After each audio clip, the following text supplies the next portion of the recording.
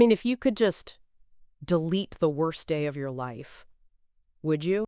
Like, you just press a button and the trauma, the grief, the panic, just gone.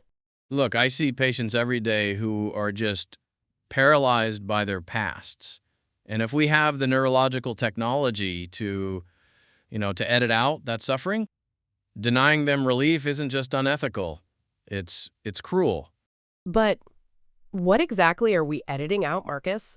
Because, I mean, your pain it's the architecture of your empathy. You start pulling out the wrong bricks, and the whole house just collapses. I mean, that's a highly romanticized view of trauma. Pain doesn't inherently make you better, Sophia. Sometimes it breaks you. We treat physical agony without hesitation, right? So why is psychological agony sacred? Because, I mean, a broken leg doesn't teach you who to trust, right? A betrayal does. So you're essentially talking about removing the very mechanisms that keep us safe. And, I mean, let's be honest. We won't just stop at severe trauma. We're addicted to comfort. You give us this button, and people will start erasing, like awkward dates, job rejections, bad breakups. Yeah, but I mean, that's exactly why medical procedures have strict regulations. Look, I'm not advocating for cosmetic memory surgery here. I'm talking about PTSD. Those intrusive memories that just prevent people from functioning. But, the definitions are gonna stretch. They always do. And just imagine a world where nobody ever has to actually sit with the discomfort of their own mistakes. We'd become, just utterly fragile. Or maybe we just become fearless. Imagine a society that isn't completely weighed down by generations of cyclical trauma. That whole idea that we somehow need to suffer to build character, it's honestly just an outdated coping mechanism. Okay, so let's talk about relationships then. Say you were in a 5-year marriage, right? And it ended in this just terrible betrayal. You go to a clinic and you just erase the ex completely. It's like, if you just delete them, did they ever even matter? Because you lose the time, the lessons, the joy you actually had before the end. You literally just carve this 5-year hole in your soul. Look, Sophia, meaning doesn't really depend on preserving every single data point. If holding onto that memory, if it makes it impossible for you to ever love someone else again, then that memory it's a parasite. Let me push you on this.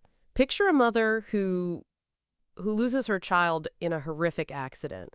The grief is just unbearable. It is destroying her.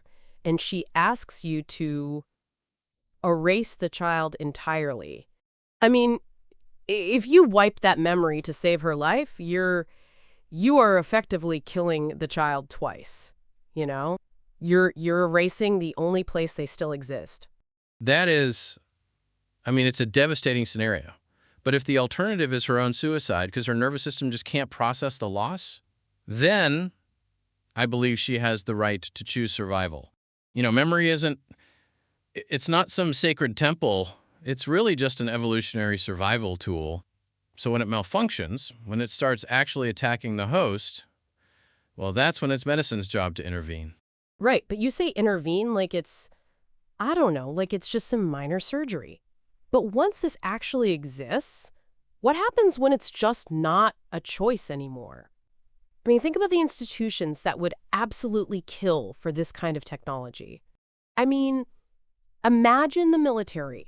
You could deploy soldiers, order them to do unspeakable things, and then just wipe the mission from their minds on the flight home.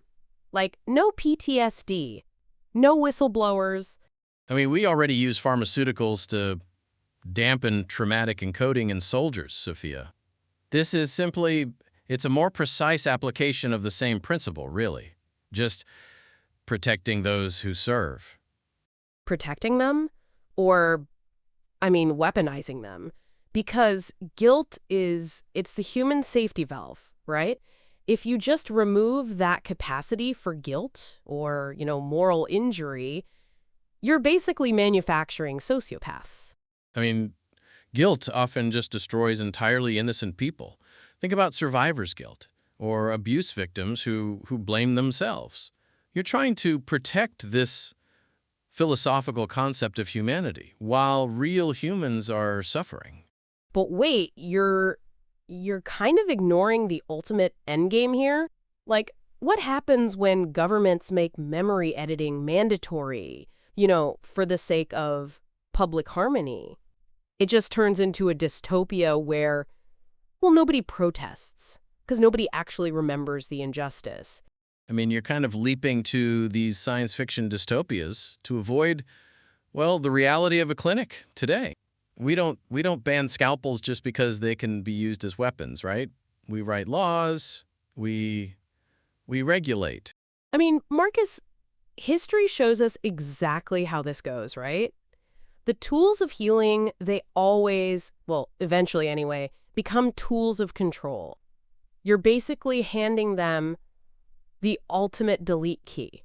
We can't halt human progress or medical mercy, really, just because we're afraid of tyrants.